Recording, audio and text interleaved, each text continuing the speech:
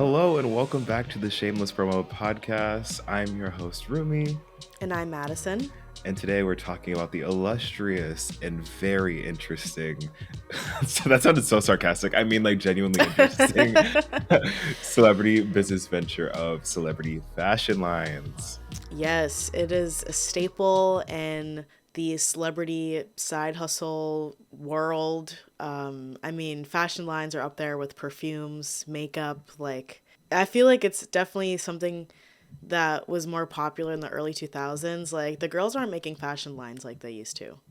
They're not. And as we're going to see in this episode, I think the quality of work has gone down and the aesthetic appeal of these clothes has also gone down. But we'll talk about it. We'll talk. I guess. How are you? I'm good. I'm like, I feel a little outside of my body right now. I've just been like super tired and exhausted, so I'm trying to like pep myself up so I can, you know, give the charisma today for this episode. But yeah, full transparency, I'm kind of a zombie today. And I think that's real. I think there is no better person to speak about celebrity fashion than a zombie. Like, I think that'll provide what the people want. Wait, can you elaborate more Yeah, on please. that? No, I'm like thinking about what you said. I'm like, right, yes, a zombie fashion. There's just something about like that really can articulate the nature of celebrity fashion and like the history, the lore, and some of the main competitors in the industry. Okay, yeah, sure. Thank you for that encouragement. If you can't tell, I am also tired and I am talking up my ass. Well, thankfully, we got plenty of notes to guide us today. This will be a good one, folks. Stay tuned. Well, actually, okay, relevant to today's topic, I have been shopping, which isn't something I like do very often, even though I love fashion and like I feel like I have a very strong personal style. I don't like shop often. Like every couple of years I will just like get rid of a bunch of clothes and then like buy new clothes. So I'm kind of going through that cycle right now, especially cuz fall is coming. I also like I just came to this realization that just cuz I'm not going somewhere, like I'm not going out, it doesn't mean I can't put on an outfit. Like, because all I do really most days is go to the gym and then like maybe I'll work in like the co-working space and then I just go home. And I feel like I've been really disconnected from myself because I haven't been like putting on an outfit that I like and makes me feel good every day. So with like buying new clothes and stuff, I was like, why don't I just like dress up every day? Like, because I used to wear an outfit to school every day or like I've never had like a 9 to 5, but I just figured like there's nothing stopping me from doing that. And now that it's not like excruciatingly hot in New York anymore, I can actually like wear an outfit and not like suffer. So that's what I've been doing. And honestly, it's been great. Like it's boosted my mood. Like it makes me feel really good. It makes me feel more present in the world and I just feel like more myself and it's been really nice. So if you are also someone who works from home, don't forget to like get dressed. Like actually get dressed, not just like throw on like clothes for the sake of just throwing on clothes. You know what I mean? Put on a little fit. Feel cutesy. Feel demure. But I will say, your outfits have been eating. Thank you. Yes, I've also been fit checking. Yeah. I'm here for your fit check era. Like, I just love your personal style and I love your aesthetic. And Thanks. I'm here for this era. I'm glad you're doing this and that you're happy about it. Yeah. So that's what I've been up to. If you want to follow along, you can follow me on Instagram or TikTok and see my outfits. A little shameless promo. Bringing it full circle. I like that. Let me become a fashion influencer really quick. Thanks. I could see it. I'd be gagged. Oh my God. Someone was like, I went to this restaurant called Bar Pedi. New Yorkers know. It's like a very famous restaurant, like Italian restaurant. A lot of celebrities go there.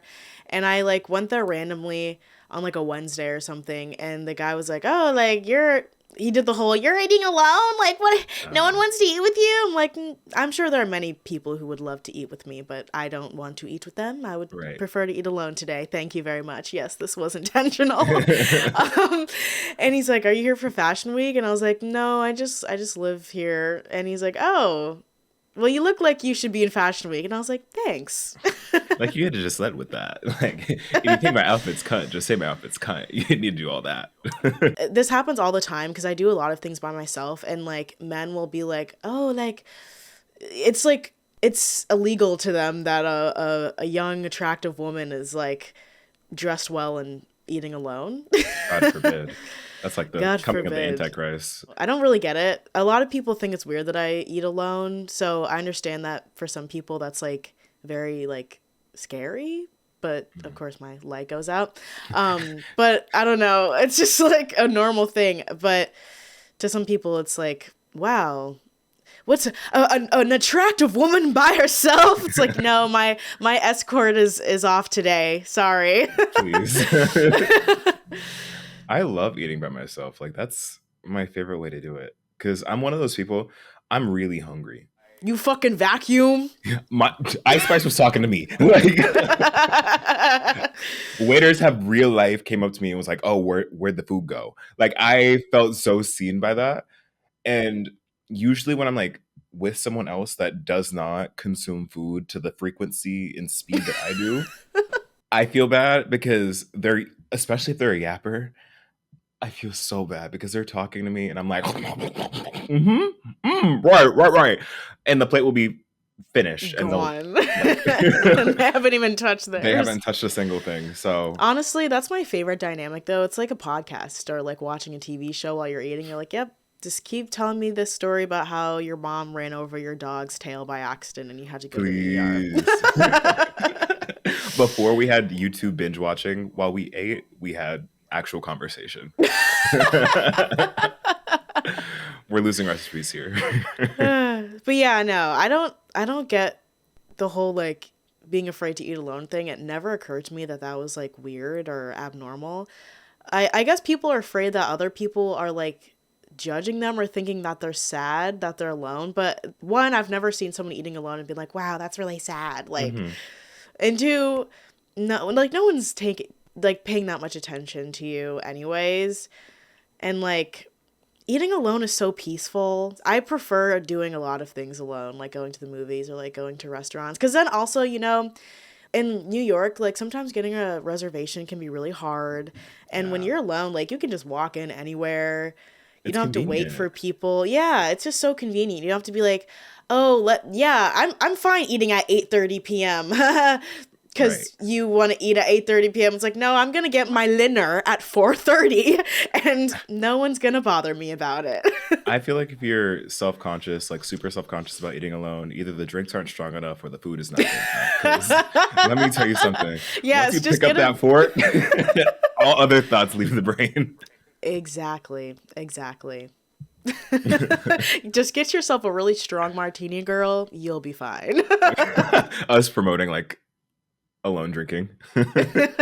I drink alone. I mean, again, I do everything alone, so it doesn't really bother me. But I mean, like, if anything, honestly, I think it's weird when, like, like maybe you're not drinking and someone you're with is like, oh, like, well, now I can't get a drink, like, or like, just drink with me. It's like, why can't you just have a drink by yourself? Like, I don't know. Yeah. I feel like I get that one a little bit more because then you don't want to be in like a different, like, especially if you're a lightweight, you don't want to be in a different like headspace than your friend. Because then it's like, oh, wow, now I'm drunk and you're not. What now? Yeah, that's true. I feel like I do kind of suss out the vibes. Like, if my friend is like about to order a drink, I'm like, okay, I'll order one too. But if they're not, like, I'm probably not gonna order a drink either. So, Yeah. yeah. But if I'm like at dinner alone, like, I'll get a martini or a glass of wine or something. Like, I don't think it's like weird or sad to like have a drink at dinner, even if you're not with like other people? Yeah. Have you ever been in a situation where like you're at a place that's like clearly the vibe is not drinking and the person you're with is just getting plastered? Like they just keep knocking them back? No. Has that happened to you? Yes. I don't think it was intentional, but like we were at dinner and we were just vibing. And the guy I was with just kept ordering drinks. And I'm Oh like, my oh, god. it's like four. He ended up That's funny. like I was sober and he ended up being like super drunk. He's like, I'm just gonna go out. I'm gonna like go meet up with my friends, do a happy hour and go out to the clubs. I'm like, oh, okay. I So he's guess. like pre-gaming. Pre-gaming at the Linner, like that's wild. Pre-gaming at the Linner. That's hilarious. No, I feel like most of my friends know how to read a room, so thankfully that's never been an issue. Thank God. Just seeing him get progressively more and more drunk as we're That's so enjoying our awkward. food is like, oh wow. Yeah. Watching someone get drunk when you're sober is like so funny. It can be kind of uncomfortable though. It can be. I love watching myself get drunk. That's fun. Yeah, that's always fun. My favorite thing is like this has happened to me like a couple of times where like I'll go to dinner and like maybe I haven't eaten that much that day and then I Mhm. have a couple drinks and then like I stand up and dinner's finished and I'm like, "Oh." You're like, oh, I'd be having me Oh. spooked. I'd be real spooked when I stand up I and the room is like, know. I'm oh. like, "Wait, I didn't know I was tipsy like that." It's not until you stand. Literally, it's not until you stand. Honestly, I just kind of enjoy it, put my music on, and like walk home, and it's Real. fine. I feel like a drunk walk doesn't count. Like it doesn't matter how many miles you're actually walking. It feels like 5 minutes regardless. It does. That's kind of the best thing because sometimes in New York, like after you're finished dinner and you're like, oh man, now I have to like walk to the train and walk Hmm. home. It's good for digestion, so I'm not mad at it. But when I'm a little tipsy, I'm like, okay, this is gonna make the walk home a little more like Okay. entertaining, I guess, or like go by quicker. I Yeah. like put my music on, I start strutting. What is Madison Brown listening to when she's tipsy walking down the street? That's a good question. Well, if I'm in my bad bitch mode, I'll probably put on like maybe like Britney Spears or like Doja Cat, something pop. But if I'm in my sad girl era, maybe like it could go either way because sometimes it'll be like sad sensual like Sade, or it'll be Mhm. sad like Lana Del Rey, Oh, the range. Ethel Kane, maybe. I could see all of those vibes on you, actually. Like if someone were Yeah, to have a I'm. camera on you, I could see you like Cunty walking to Doja, and then like also just like with your hood on, just mysteriously walking to some Lana. Yeah, and I've been through it all. It's even worse. Lana in an Uber when you're a little drunk is like really And on the depressing. window. Like, Literally. Real down bad type shit. uh, that's treacherous. I'll be like in the car listening to Sade like I remember his hands. I'm like going through a heartbreak like I with a whole boyfriend. I'm like, who am I crying about? Like I'm Right. not heartbroken. The Uber just looks at you in the back mirror, being like, "What is this girl Are going you through?" good? No, literally because sometimes I'll be like mouthing the lyrics. I'm like, Oh, you're going through it. I'm in full music video mode. Oh my god. I want the Uber's POV so bad. God, it's probably so embarrassing. Because sometimes like I sing to myself out loud when I'm like walking down the street, Hmm. and like I know people can hear me, but I just kind of pretend it's like they don't. It's the main character of it all. I know. Do you ever think about that? Like how you exist in like a third person point of view? Yeah, it's kind of disturbing. It's really scary. Because I don't think about it, but then sometimes people will, like break I don't know, like the veil or something, Hmm. and they'll like make a comment about what I'm doing because they were watching me, and I'm like, why would you do that? Like, why did That you was just none of my perceive me? business. And why did you Yeah. share your perception? Like, that's rude. Literally, keep it to yourself.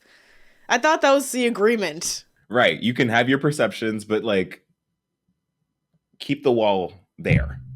Literally. As we know, there are many celebrity fashion brands out there in the world, and they go way back. They go way back all the way, not to the early 2000s, not to the 90s, not even the 70s, bitch. The 1800s, Oh, technically. ye old fashioned brand. Yes. I would say 1800s to early 1900s, because the first kind of celebrity fashion brand wasn't like a full-fledged one. So in 1850, a Swedish opera singer named Jenny Lind became a cultural phenomenon in the US, and in combination with her high-grossing tickets, records indicated that there was a wide range of Jenny Lind branded merchandise being sold at the time, including gloves, bonnets, shawls, and other fashionable items. Bonnets. Yeah, like not like hair bonnets, but like, like a little Bo Peep bonnet type of thing. Oh, okay. I was like, oh, they was enslaving people and taking care of their hair. Oh, That's great. Oh, no. No. that's not my fault, y'all. So yeah, I mean Jenny Lind she was on that celebrity influencer vibe. She was influencing the trends, the fashions of the 1850s. And then by the 1910s, once the film industry started to emerge and allowed entertainers to obtain new levels of fame and recognition, and then we see actual fashion brands being launched by celebrities once, celebrity really became a thing. So in 1917, Irene Castle, a dancer and silent film actress, was the first celebrity to launch a official ready-to-wear fashion brand called Irene Castle Cortecelli Fashions. Cortecelli Silks was the textile manufacturer that she collaborated with to produce the clothing. Irene Castle was really ahead of her time in launching this fashion brand. She was really picking up on the opportunities and influence that come with fame since it was so new at the time. I think she was really ahead of her time because she knew like, oh, wait, I can like capitalize off of this and make something out of notoriety or influence, because she was also credited for popularizing the fuck ass bob. Oh, Yes, she we can thank was her for one of The Edna Bob. yes, she was rocking a bob like Sia back in 1917. That's insane. She was also considered the best. They call it a fuck ass Bob back then.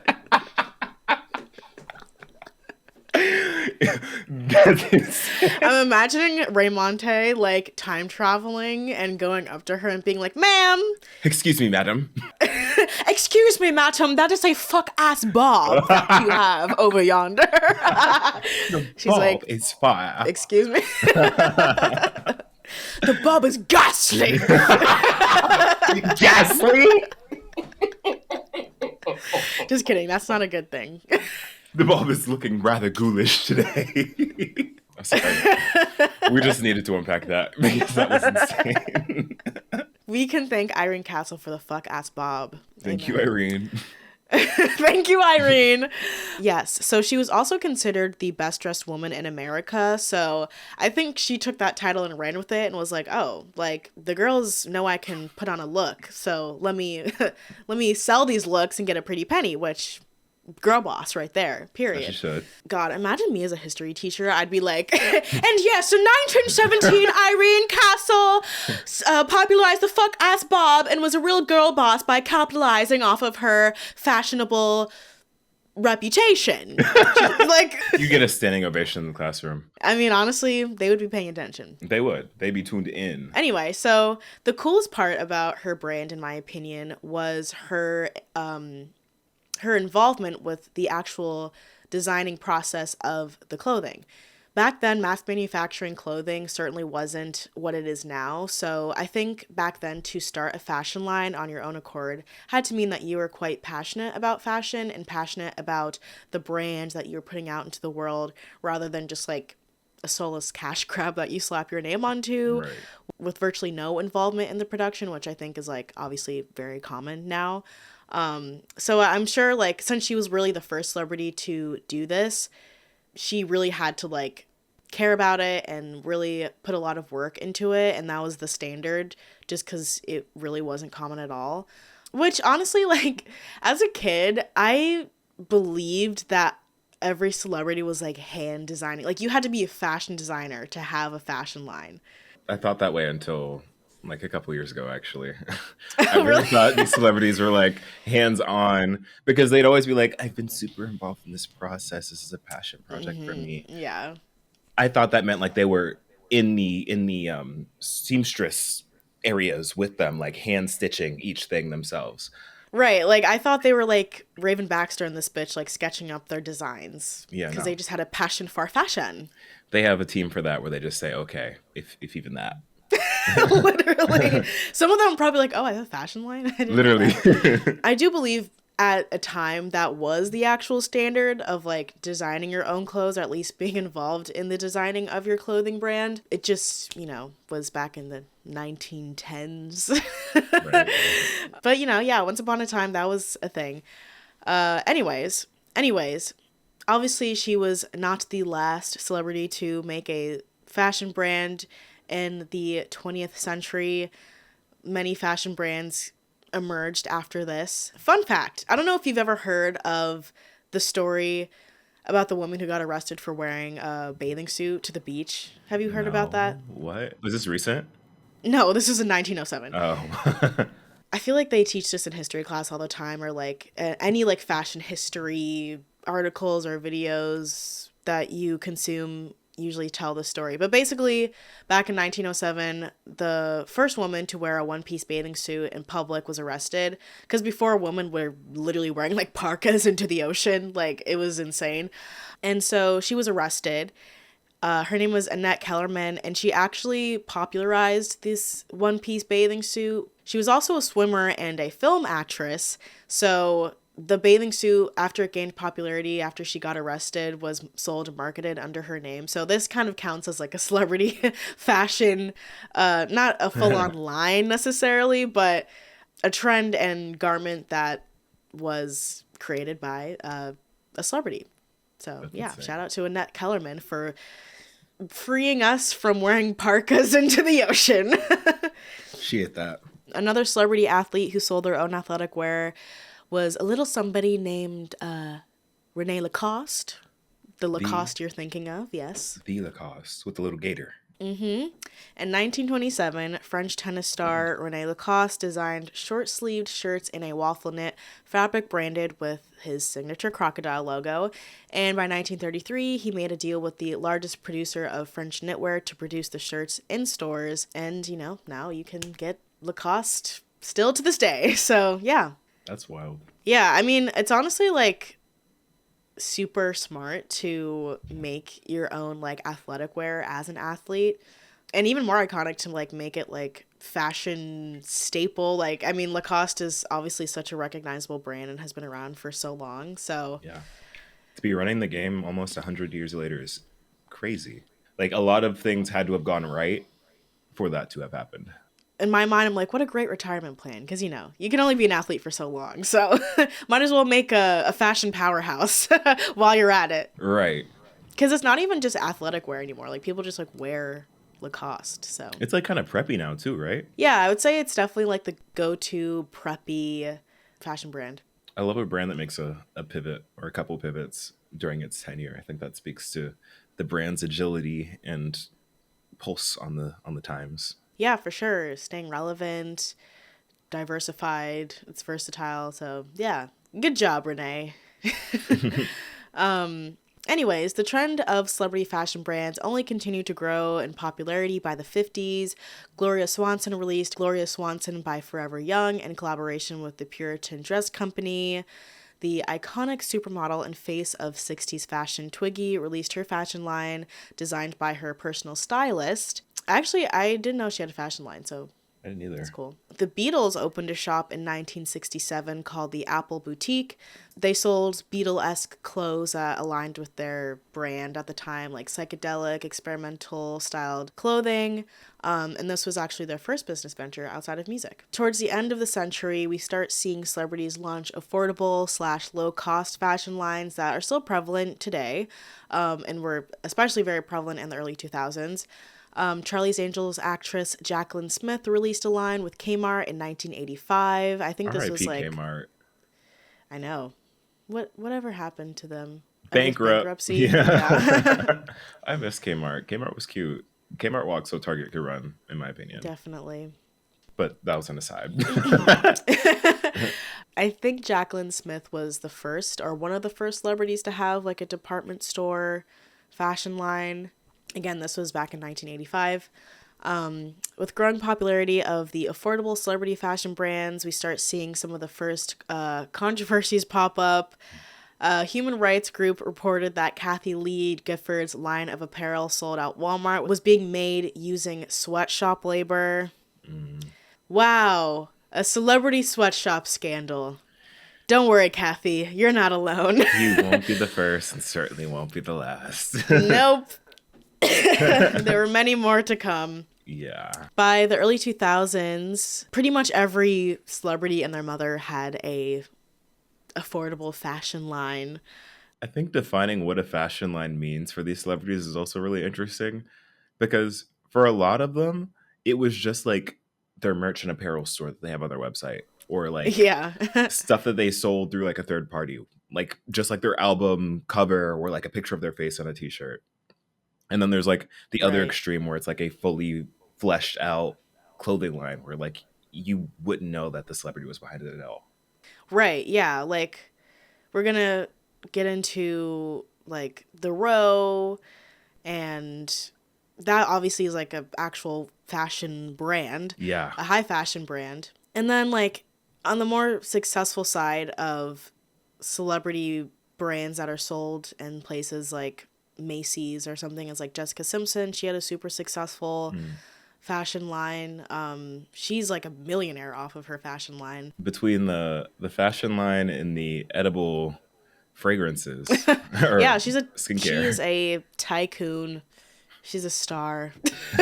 Truly. I honestly like she fucking deserves it cuz Jessica Simpson really got some of the worst treatment at the peak of her stardom.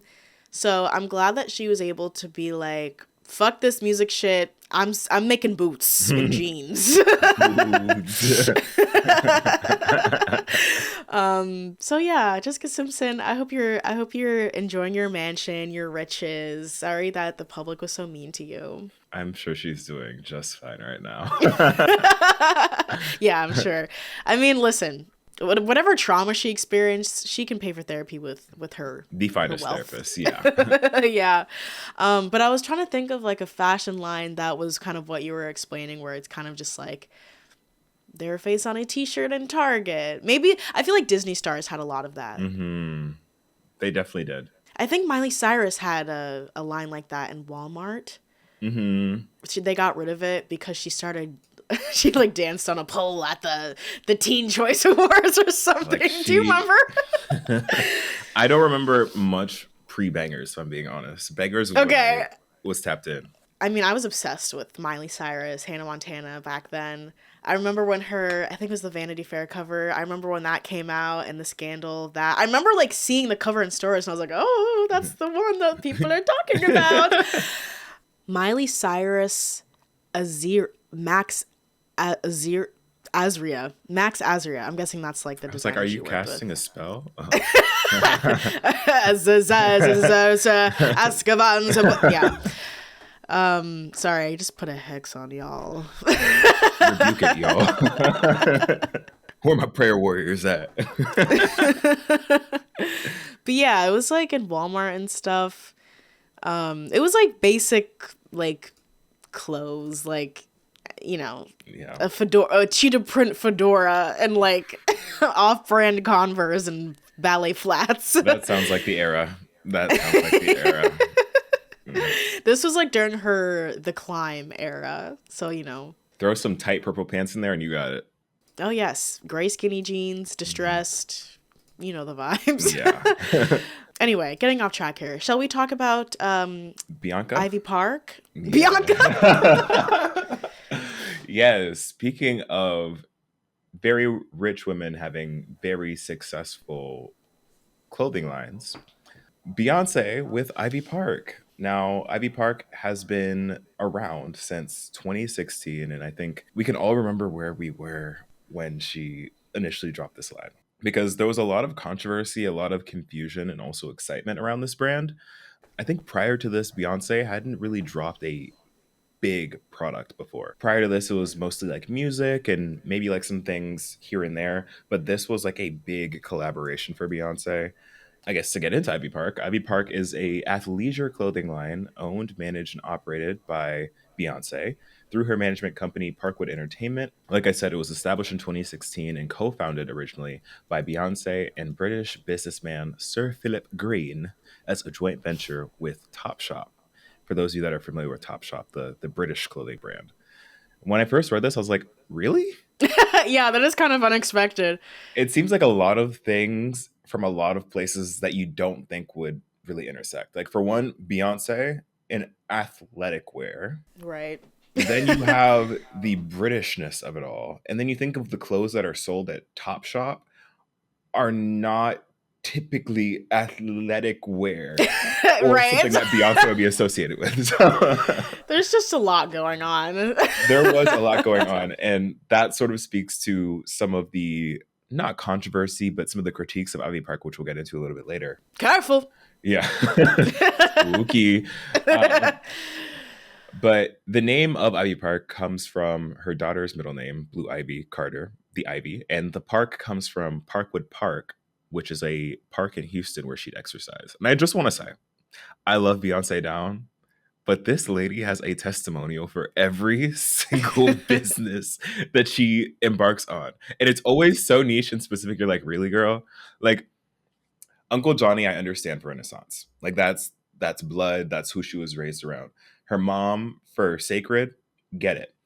Her cousin that she brought up for Sir Davis, like she has a family member for every business. Like I, I saw someone on Twitter be like, "Please tell me Beyonce has like a cousin or a sibling or something in music video directing, so we can get the visuals." Like True.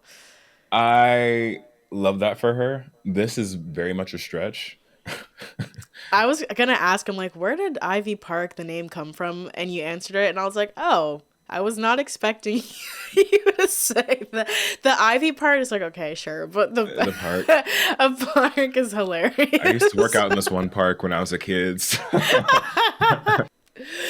Oh my god, that would be like if I named my perfume line Soccerplex, because that was like a place I used to go to as a kid to like play. It was like a sports center in my neighborhood.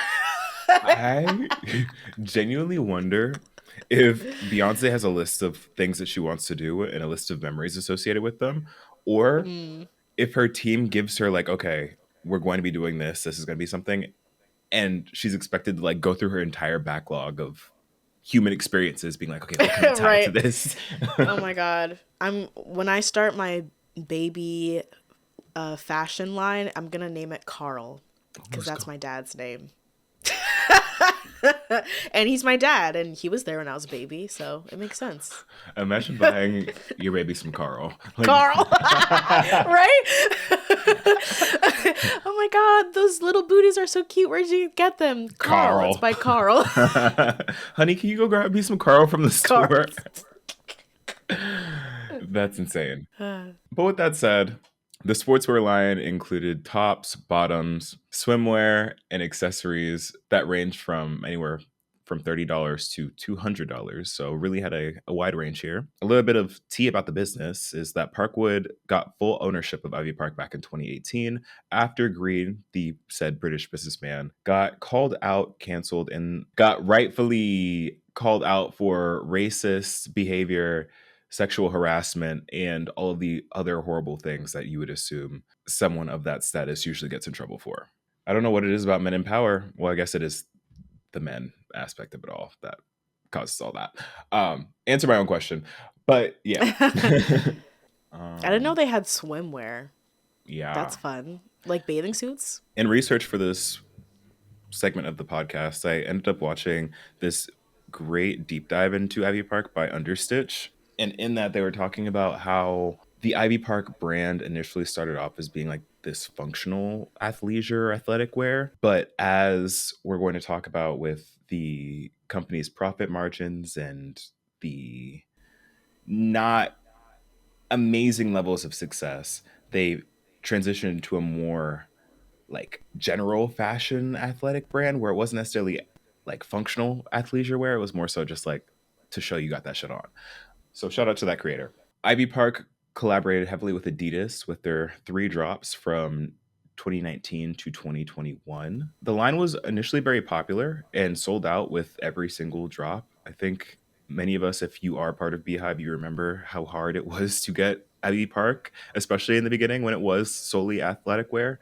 So prior to that Adidas deal, Ivy Park was collaborating with Topshop and was sold primarily on Topshop and also online. Whenever there was a drop for Ivy Park with Topshop, there would be lines around the block to get this stuff. And it was very popular in the UK. But in comparison, in the US, that wasn't necessarily the case. People weren't necessarily lined up outside of stores in the same way that they were in the UK for Ivy Park back when it was with Topshop. But everything changed after Ivy Park dropped relations with Topshop because of the stuff that happened with Green and moved with Adidas. Things started selling out. And the PR for Ivy Park, especially once it started collaborating with Adidas, was actually insane. Do you remember what they used to do? No. Do you remember seeing like the videos of celebrities getting like that giant orange wardrobe sent to them? Oh, yeah. I'm not sure if it was Cardi B, the video that I'm thinking of. It was some celebrity where she was like so excited to get Ivy Park, and the PR package looked insane because it literally was a giant wardrobe with the entire Ivy Park collection. And it was in this Wow. very bright, vibrant orange. So the brand identity, like the visibility in your faceness of it all, was definitely Hmm. there. And there was some pushback to that. In my eyes, being less media literate than I am today, I was excited because I'm like, oh my God, that looks so cool. I wish I had that. But a lot of Hmm. criticism that Beyonce did get from this is that you're gifting the entire collection, this big, grandiose, very flashy PR package to celebrities and people that could already afford your products. Hmm. Why not do the same thing or like gift some to your fans and have them like make content around it and have that be more of like an organic thing? I think at that time it was a little bit too early, in my opinion, for that because the democratization of influencer culture hadn't necessarily gotten to that point yet. Mm, yeah. So I don't know if her team or her would have seen the value in that. I think if this were to take place now, I think that definitely could have been the case because essentially everyone is an influencer or a creator. And it's not like Ivy Park was the only brand that was doing stuff like that. So, Literally, yeah. you know, it was pretty normal back then. It was, but she got a little bit of pushback for that. She was fine. Like I said, they had a couple of drops between 2019 and 2021, but eventually Ivy Park ended their partnership with Adidas in 2023. The split was reportedly due to creative differences between Ivy Park and Adidas, with Beyonce excited to reclaim her brand and chart her own path and maintain creative freedom. That's like the PR answer. The alleged real behind it is that Adidas wasn't super happy with the sales numbers for Ivy Park, especially during those later years, as they're comparing a lot of the sales to that of Kanye's brand Yeezy, which I'm not sure if that's exactly fair to do. I mean, from a business level, that makes sense, but like those are two different celebrities with two different fan bases and two different brands. Right. So like pitting them against each other just because they're both black celebrities that they're collabing with, don't know if I love that. Also, isn't Yeezy like more expensive? It's kind of like high fashion. So, It is more high fashion. But I wonder if like because it's so high fashion it is still selling well that they're like, okay, Beyonce stuff is cheaper and it's not selling. oh, yeah, that's a good point. I'm gonna give my take really quick. Um I liked Ivy Park. It was never something that was going to entice me to buy though. Like I always support Beyonce. I love her as an artist, love her for all that she does. But Ivy Park for me wasn't necessarily super innovative, at least at first. When the innovation did come later on with the Adidas partnerships, the designs weren't something that I necessarily would want to buy. Like I didn't see anything that was like, oh my God, that looks good, or something that I would want to like flex. It kind of just seemed either super hype beasty or I don't know. Yeah, it's kind of something you buy for the name. Yeah. Whereas Yeezy is like, it's interesting, or was it like, especially when it first came out? Yeah, it was interesting. It was also came out during like the peak of like the hype beast era where everyone wanted to be a hypebeast. That was aspirational. I feel like this came out during a time where people were kind of rejecting that a little bit more, or not so much rejecting it, but it became its own like niche in the fashion world. I feel like I still see people wearing Yeezys too, like, or even people who maybe don't know many Kanye West songs, they would Mhm. still buy Yeezys. Yeah, I think that's like the main difference there. Like, I think you could buy Yeezy and buy Yeezy material and not necessarily be a fan of Kanye or know much about Kanye or even know that it is like a Kanye brand or was a Kanye brand. But with Ivy Park, you don't really see that and be like, okay, I'll get some Ivy Park. You're usually getting Ivy Park because you support Beyonce. Right, yeah, exactly. It's kind of like merch. Another problem with Ivy Park that people would talk about is that they never really saw Beyonce wearing Ivy Park. Well, And that's another thing. Like that kind of goes back to things that we've talked about with celebrity skincare, celebrity makeup, what have you. When celebrities put out products that it doesn't even seem like they would naturally want to wear, or you don't see them out publicly wearing often. Like I was alluding to before, the whole notion of athleisure and athletic wear didn't really resonate with Beyonce's brand. When you think of Beyonce, especially nowadays, you think of very high fashion, you think of these intricate outfits and very much not relaxed. right, yeah, for sure. Like if Megan the Stallion had a athletic wear line, that would make sense because she's known for her fitness and working out and stuff. Exactly. Like Beyonce isn't like making gym Mhm. videos, you know? Like I haven't seen her really work out since she used to go through that boot camp where she had to sing on the treadmill. I feel like if anything, she would be successful making like a high fashion line. I think so too. I think that would do very well for her. I want to say this so I'm being fair. Beyonce did wear and feature Ivy Park very heavily during her Renaissance tour. She had a couple of outfits for both her as well as her background dancers where they were decked out in Ivy Park. And in those cases, like it looked great. I just don't know if it was necessarily as sustainable of a brand for the general public, which is why nowadays I don't believe that it's sold anymore. I was looking on their website and I clicked the shop tab and it just brings you to the Adidas main page website. But if you do go on the Ivy Park website, you do see some of the outfits that she was wearing that were Ivy Park, and they were fab. I will say that. Nice. Moving on to the next celebrity brand. Honestly, this is one of my favorites. I'm super excited to talk about I'm this one. excited, yeah. I wanted to research this one, but I didn't have time, so I'm glad that you did because I'm obsessed. I had no idea that it was Mary Kate and Ashley behind the brand The Row. Really? Oh my Yes, God. I remember when they announced this or like when they started doing it, I was like, ah, good for them. I was so not tapped in. I didn't hear about The Row until I forget that one creator's name. You know the one that be like ASMR speaking and he's like high fashion? Oh, is it, Charles Gross, where he's like, let's talk Yes. about it. Yes, Charles Bitch, Gross. I am a OG Charles Gross fan. I used to watch him when he was on YouTube being a catty little twink. He was Oh, mean and feisty. you And know I his hated lore. yes, I do. I was like, he deleted all of his videos, and I wish I could go back and watch them. He used to be like, he's like known for being super like chill and nice, but he used to be so nasty. But he was funny, so it was fine. We But love a yes, rebrand. he was one of those like feisty fashion gays. You know what I'm talking about. Oh, yeah. And I loved it. But like, oh my God, he would like make vlogs like going to the Louis Vuitton store in New York. Like he was just, he is such a queen.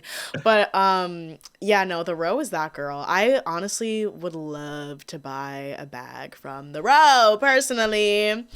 I just it makes me almost emotional to think about the Row because I'm sure you know Mary Kate and Ashley have been through a lot of shit. Yeah. And the industry has made a lot of money off of those little girls, Hmm. books, movies, TV, like literally pens, inhalers probably, like pacifiers, lamps. They got everything So that could out of them. yeah. And so I'm glad that they were finally like, bitch, we're gonna do it our way and we're gonna make our money and like y'all can't steal from us anymore. And I just am like, amen. And they did it so well. They did it so well. And as we're going to talk about, it was not an easy road for them. The odds were stacked against them. No, yes. I I guess we'll get into it. So, for those that don't know, the Row is a very high luxury, quiet fashion brand, I would say. It got its start back in Yes. 2006 when Ashley Olsen, in quotes, wanted to make the perfect white shirt. And I think whenever you start a brand off trying to solve a problem or just make something that you would like, that's how you know you're onto something. Mm. Because you're not trying to appeal to the masses. You're not trying to be revolutionary. You're just trying to solve an issue that you see in the world. And if you see the issue in the world, likely a bunch of other people do too. So Also, I didn't realize it started in 2006. I don't know why I thought I remember like them launching this. I don't. you, little 6-year old you, 5-year old you, was propped up on the TV like, yes, they're about to make history. They're yeah. The sisters set out to fill that gap by designing minimal quality pieces from basics to tailored goods to accessories. The brand is actually named after Savile Row, a street in London known for its tailoring shops, and they chose to keep their names off of the brand as opposed to being like, oh, it's the Olsen twins incorporated. I don't know why they'd call their fashion brand Olsen Twins Incorporated, but you get the vibe. They chose to keep their names out of it because they wanted their products to speak for themselves, and that they do. The brand is now a buzzier brand. I feel like when it first came out and now is when its peak in like popularity really was. Until recently when like fashion influencers started talking about it, it hadn't really been in the common pop culture zeitgeist, if that makes sense. Hmm. Its whole aesthetic and vibe is meant to be really minimalistic, quiet luxury, something that's like more if you know you know type beat, because the price points of the products are not for the everyday person at all. I'll just say that. T-shirts cost like $1,500. But as the public has gotten more into things like the soft life, quiet luxury, old money aesthetic, inherently there has been a boom online talking about the Row and the Row's Mm. products because they do really embody all of that. But getting back into the start of the Row, it was an uphill battle for the Olsen twins because people did not trust their brand at first. And for good reason. Like, why would they? From an outside perspective, it's just another celebrity brand, another celebrity fashion brand. Well, okay. I actually will disagree with that because I feel like the Olsen twins have always been known for being fashion icons. Well, Like, yes. their like street style is still being referenced today, like on Pinterest, TikTok. So I feel like honestly, if anyone was gonna start a fashion brand, like any celebrity, it would be them because they do have really good style. I mean, they started a lot of trends or like pioneered a lot of trends in the early 2000s. So I actually think it makes sense. Like, I think people just didn't trust them because one, they're celebrities and they're like women and they're like, known for being child stars. So I think people are just kind of like, oh, like, what do they know? Or, you know what I Yeah. mean? There was definitely a lot of distrust there that they had to work through to get their brand to be where it is, especially because people, when they think of celebrity brands prior to this, they think of quick fashion, lower quality products, something that's more of a cash grab. But the Olsens really turned that on its head by really diving into the quality. The Row was born and raised on West 22nd Street at the Dual Star headquarters in New York City. Dual Star is an entertainment LLC once owned by both the Olsen twins and their entertainment attorney, Robert Thorne. The main thing with the Row is that they heavily emphasize quality over product because they often wouldn't even put monograms or branding on clothing and really just wanted to see if it would sell based on the fabrics and quality alone. And as we can tell, it did. Yes. They didn't rely on any brand recognition, on just putting their face on something or putting their name on something to really get it to sell. They really wanted to delve into the actual roots of fashion. They want their customers to really care about the clothes that they're wearing, be very mindful about what they're putting on their body. And if that's their customer base, Well, honestly, I think that's really on brand for them because I feel like once whatever contract they were obligated to was up, they completely were like, and we're done. This fame shit, we're good. And they were never seen again.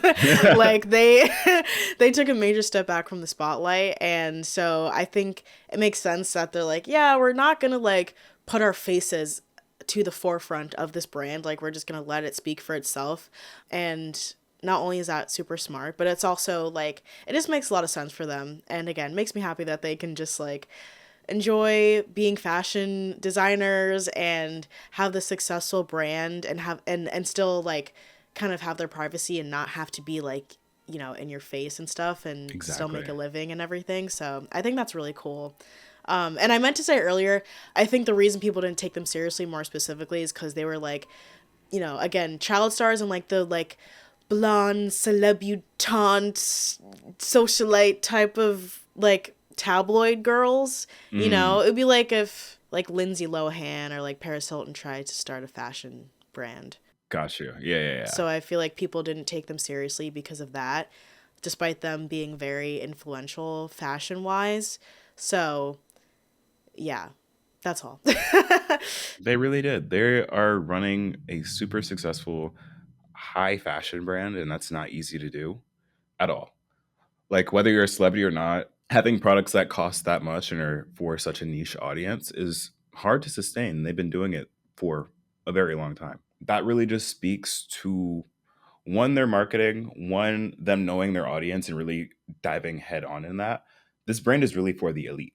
Like there's no way around it. It's for the elites that can afford it because it's a brand based upon everyday staples, selling $1,500 sweaters and $1,000 pants that aren't super flashy or aren't going to get you like recognized on the street by like the average fashion goer being like, oh my God, he's wearing those pants. Like it doesn't really have the hype factor. A certain group of like fashion people that are looking for that, if that makes sense.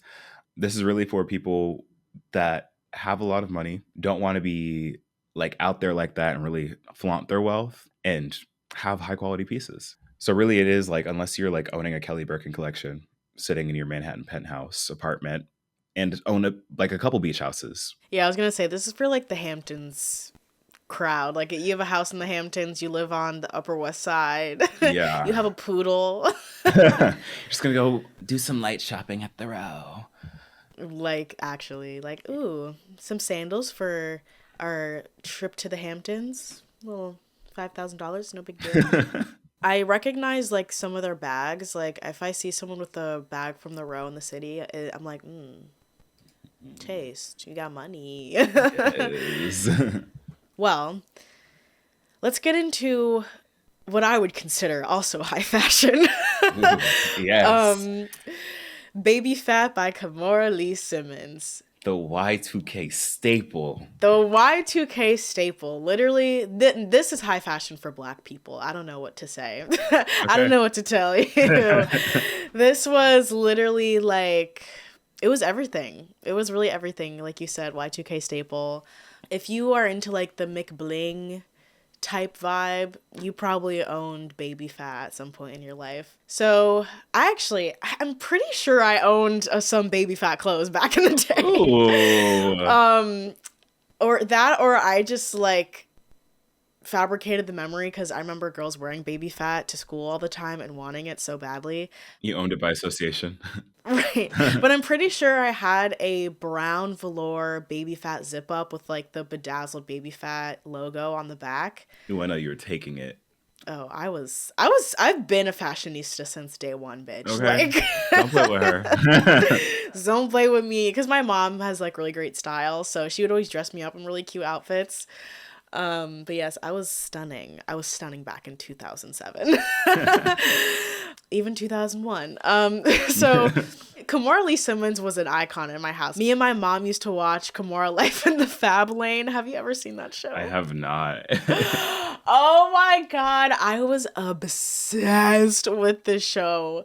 I used to watch with my mom all the time, and I used to like fantasize what it'd be like to be one of her daughters. I just saw two black girls living in luxury, and I was like, that should be me. I think young you had such fun interests. Like you wanted to be Kimora Lee's daughter. You wanted to go to the Oprah school. Coated in Ariana cloud fragrance. Well, the cloud fragrance came way later. I was not a child in 2018. But yeah, no, I was really tapped into pop culture back in the early 2000s. Like I was young, but I was there. Oh my God, I used to watch the Rachel Zoe project too. Do you know Rachel Zoe? Mm-mm. Oh my God, stylist to the stars. She is the ultimate boho chic queen. Oh Oh. my God, she's so fabulous. She was the queen of like big bag, big glasses, and lots of bangles.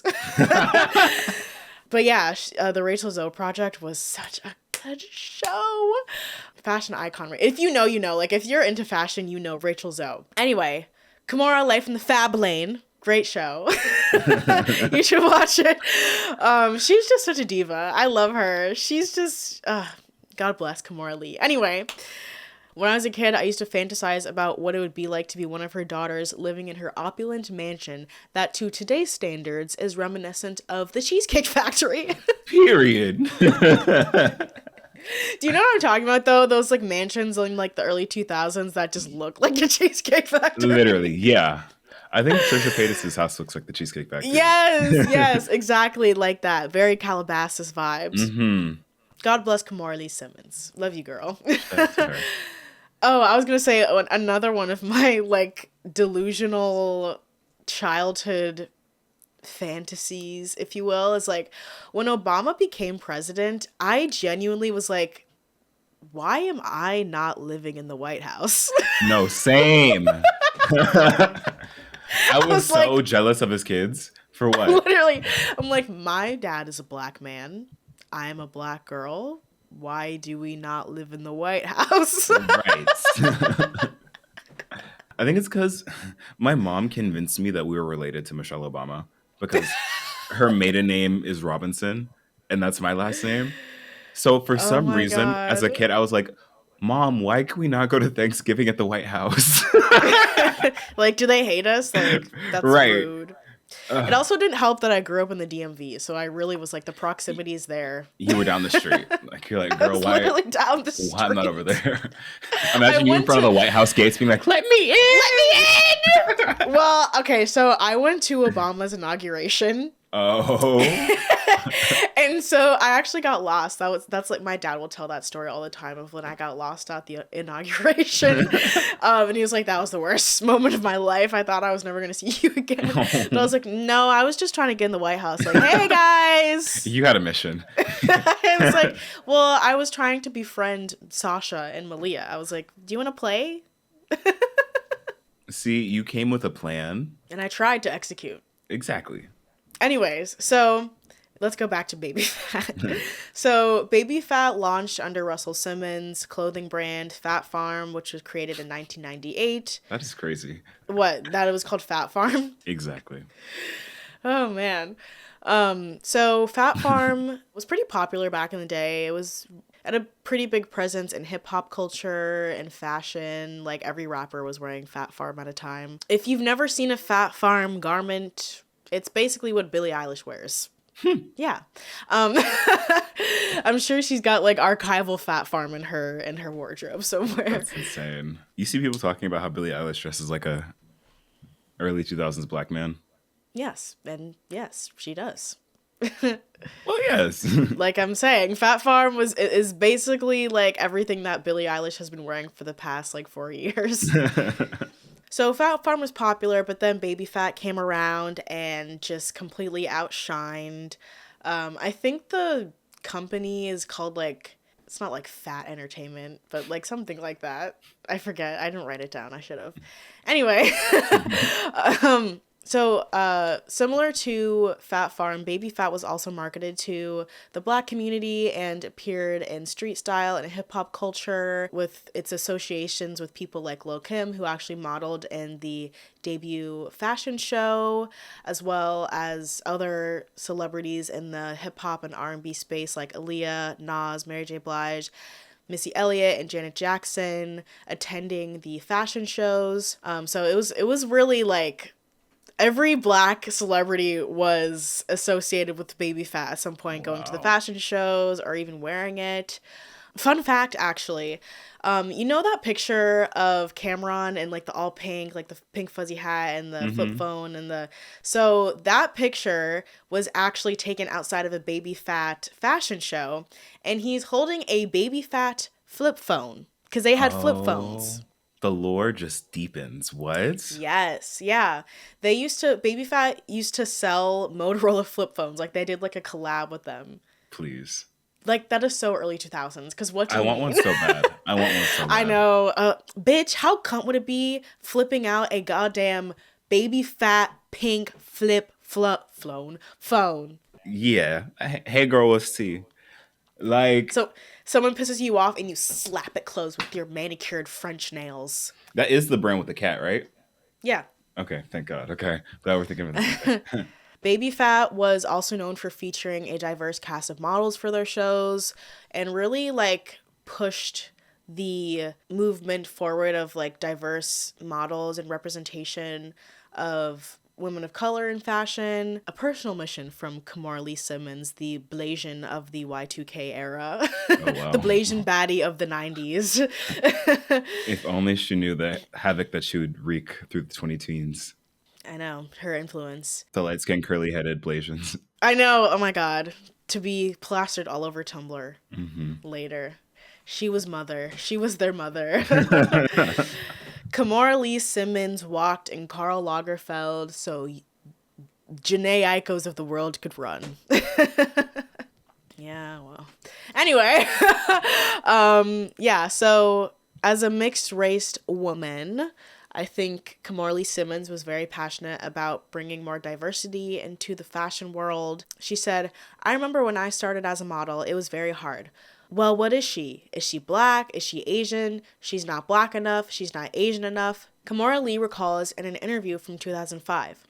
When it came to her own casting, she says she looked for a great mixture of ethnicities, sort of like the Rainbow Coalition. Oh, that's insane. They're talking about gay people? No, just Oh. a mix of colored folks. I'm going to start using that for the queer community, the Rainbow Coalition. Coloreds. Yes, the Rainbow Coalition. So it was a massive brand in the early 2000s, as you all know, and one of the most successful fashion brands, and certainly one of the most, if not the most, successful celebrity fashion brand of the time. And like any successful fashion brand, especially in the early 2000s, during the logo mania, Baby Fat was known for its iconic logo. The symbol was just so important to be shown off. Like, it's like, what's the point of wearing any outfit really in the early 2000s, but a Baby Fat outfit if you're not showing off that bedazzled, slender cat rhinestone logo. That cat was so cunty. It was so cunty, right? Oh my god. In my mind, I'm envisioning a Baby Fat t-shirt, a Baby Fat baby tee, and True Ooh. Religion jeans and like a kitten heel. Oh, you're taking it. You're taking it. I'm You were sorry. that girl. With If some you were hoops? with some hoops, oh my god. You were that girl if you had a Baby Fat baby tee and True Religion jeans and a kitten heel. Y2K down. Like that. Y2K down. You think the Y2K girlies knew that they were Y2K girlies at the time? Or were they just like putting that shit on? I'm sure they knew they were that bitch, like they were baddies, but I don't think they knew like The how decades much. of impact. Yeah, because you don't know history when you're living it. Like it's just That's a true. part of the culture. See, that's what I'm talking about. Bringing it back to your fit checks. Like that, right now, you don't know the impact that you're having on the culture. I am truly honored that you just said that. Thank Y'all you. need to tap into Madisyn's Instagram, please. Because Yes. I be serving looks. you do. You do. And honestly, like I'm seeing like a resurgence of like boho. Like everyone's saying boho is like in for fall. And I'm like, I've been on that boho grind. I've been on my boho baddie shit since I learned how to shop for clothes and put You together an outfit. Boho never left for me. What you mean is bad? No, literally. Literally. I was like, I'm fucking 10 steps ahead of you bitches. And to that I say welcome. There's enough boho to go around, but I've been on that boho wave. So I'm glad to see that. This is why personal style is important, because trends are irrelevant, or I don't want to say irrelevant. I still love to participate in trends, but like when you have your own personal style, trends will come and go, and stuff that you have been wearing forever will eventually like be like the it clothing piece, at Hmm. some point. And when it's your time to shine, you will shine the brightest because you know that shit like the back of your Period. hand. Yeah.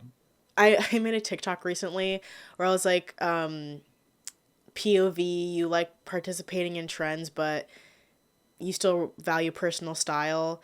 And I was like wearing fry boots because fry boots are really popular right now, but like the Hmm. banana campus ones, and they're cute, but like if I were to buy boots like that, I don't think I'd buy them brand new, and I don't think I'd buy them full price, but I do love a fry boot.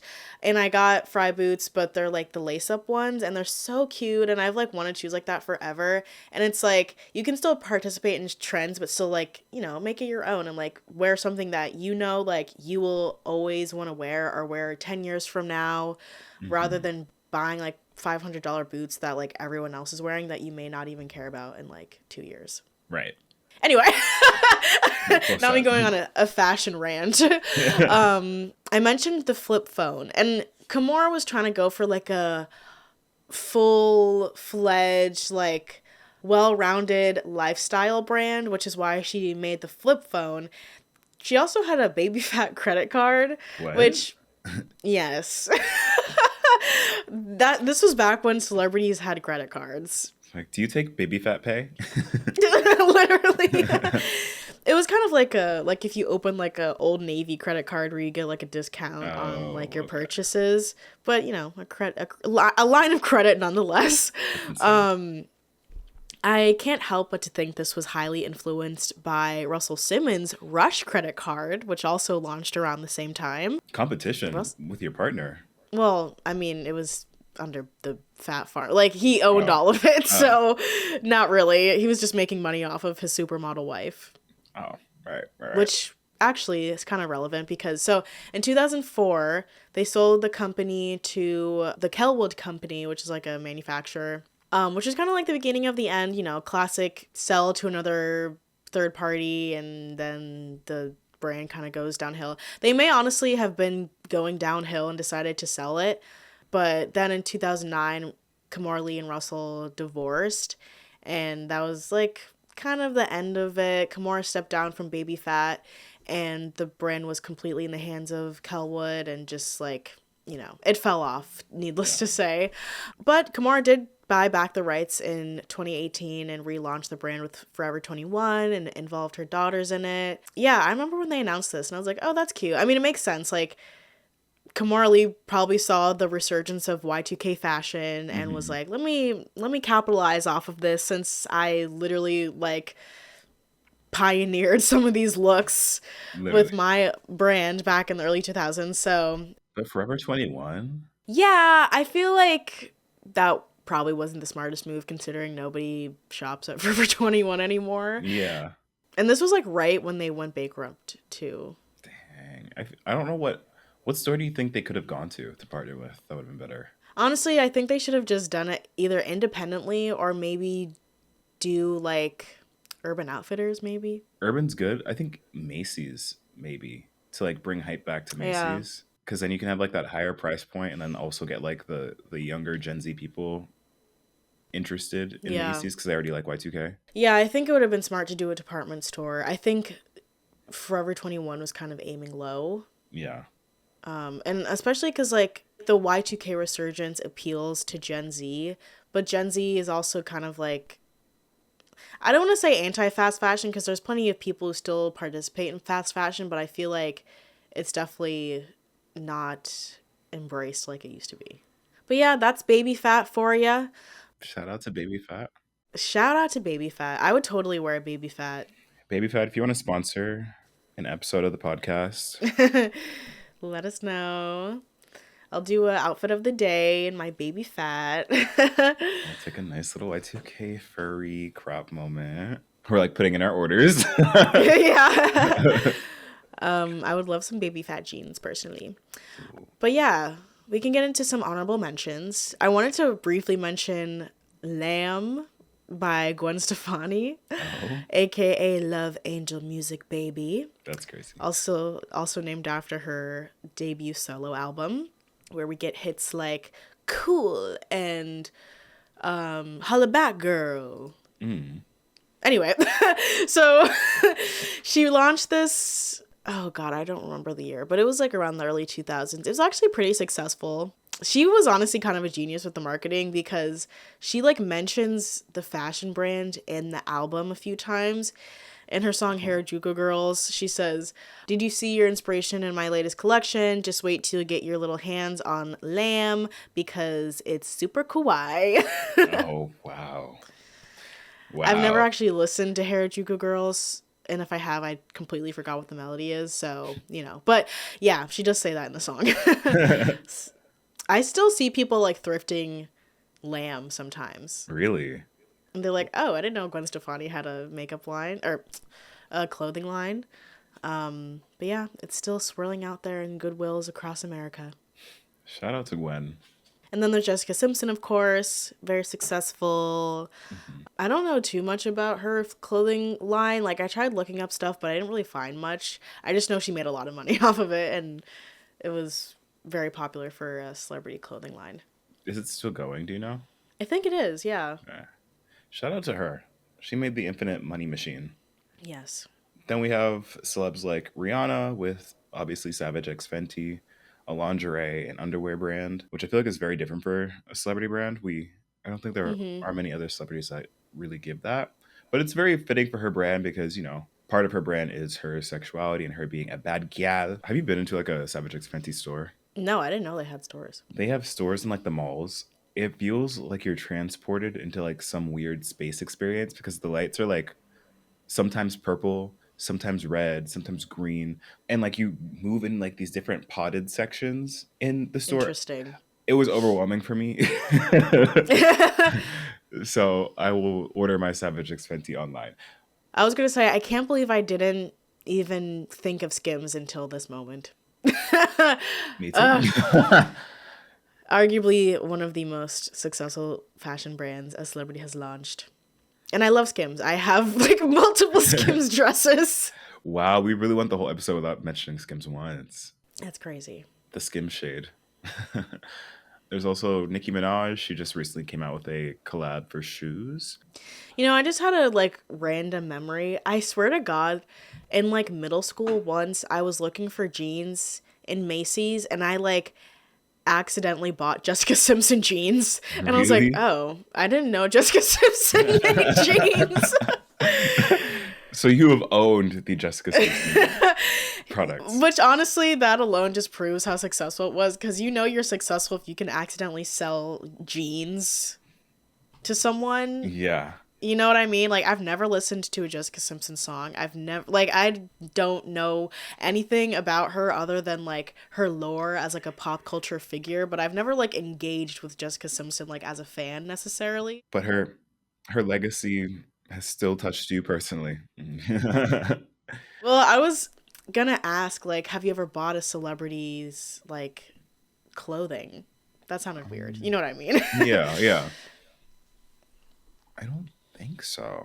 Because No. I was gonna be like, at the beginning of the episode, I was like, I don't think so. Meanwhile, there's, like, multiple Skims dresses hanging in my closet.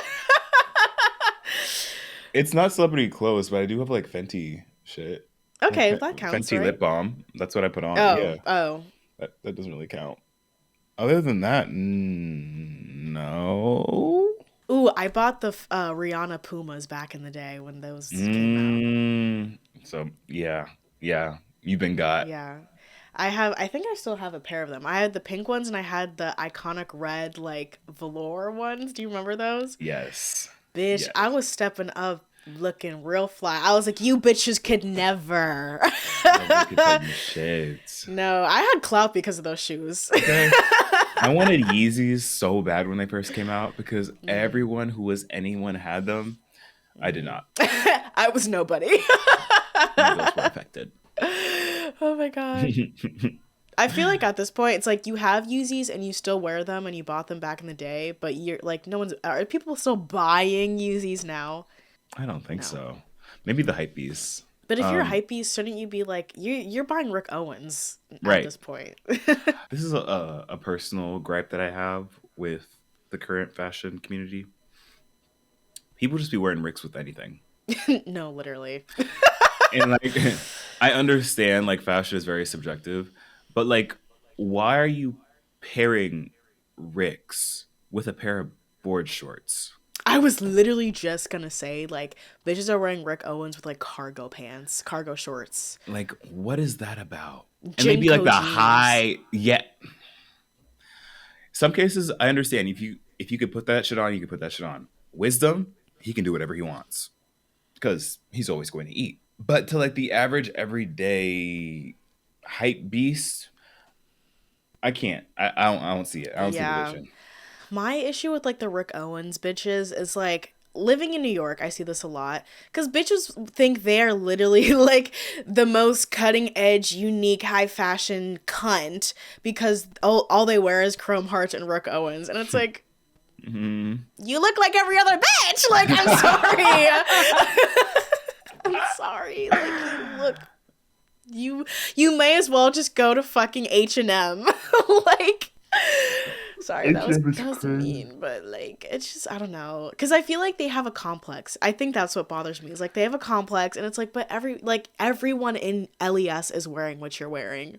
You need some individuality, babes. I feel like that's kind of the point of fashion because like if you're gonna claim you're a fashion girl, where's the personal style? Just because just buying designer doesn't make you like Right.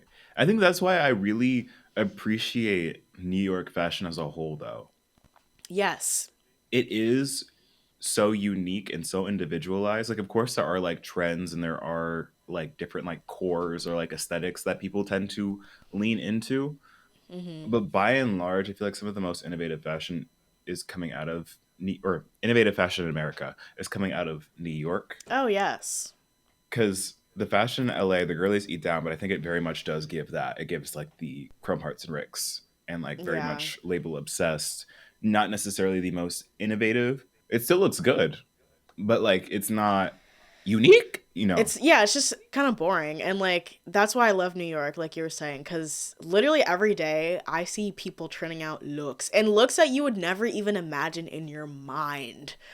It's just like everyone Hmm. is so creative and even like people who aren't dressed super crazy, they still have like a very like nice put together outfit that is unique to them. And I just fucking love that Yeah. cuz like I never feel like I look like everyone else. And it's not just cuz of my own like personal style. It's just because everyone is really just like doing their own thing and it's Yeah. like I get so inspired like seeing people in the street and it's like it's just so cool. I love it.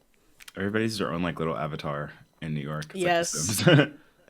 Oh my god. I'm Hugo is like, every time I come to Bushwick, I can tell I'm in Bushwick because everyone walking around looks like they went through a Sims randomizer. Please. And I was like, you're kind of right. But you can't say they didn't eat. Yeah, I mean, I don't think he gets some of the things that people wear in Bushwick. And to be fair, sometimes neither do I. But at least they're like, they're putting something on. They're putting something on. Exactly. But yeah, honestly, like New York has really raised my standards for fashion because like especially with men, like I'm not stepping out with you if you can't put together a look. Like that's embarrassing for me because I look like a bad bitch and Hmm. you look like a Right. bum. You're wearing Crocs? You're wearing Crocs? You're wearing That's what. Crocs? Whoa.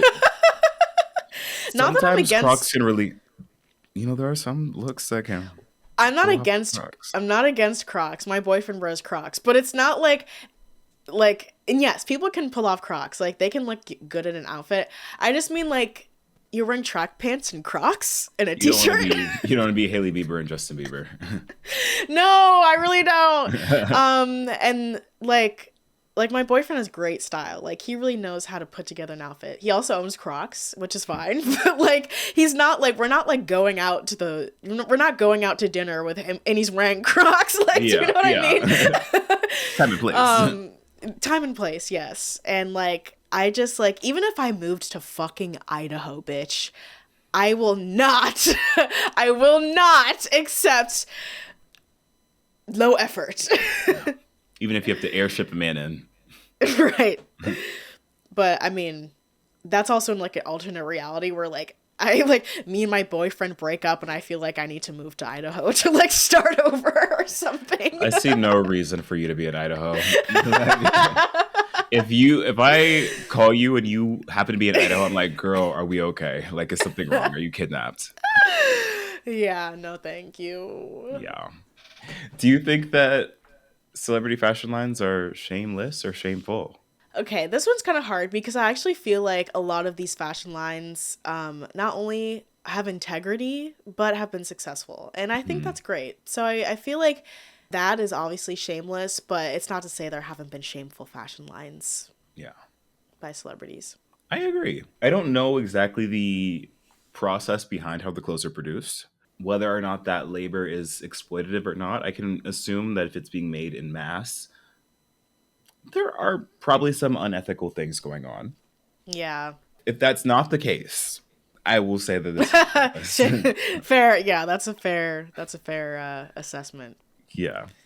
Nice. Well, That's the episode, y'all.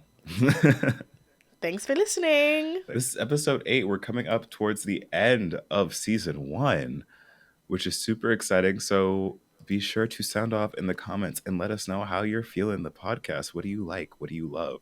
What do you not like? Right. Side eye. But yeah, make sure to leave us a rating on Spotify, Apple Podcasts, and leave a like on YouTube if you're watching on there. We will see you again next week for next week's topic. I've been your host, Rumi. You can find me on socials at Emergency, IMURGENCY, on Instagram, TikTok, Twitter, YouTube, everywhere. And you can find me at Madisyn Brown on YouTube and Instagram, and Madisyn777 on TikTok. And Madisyn on Spotify as well. And on Spotify and Apple Music and anywhere you stream music. New music coming very soon. That's the hint. They don't even make that noise. Wait, they don't? That's a sheep. I'm stupid. Oh my god. Well, the song was almost called Black Sheep, so you know. You know. What go? Not the Shameless promo exclusive. Anyway, we probably cut this out. Yes. Follow me, stream my music. Thanks. Bye, y'all. Bye.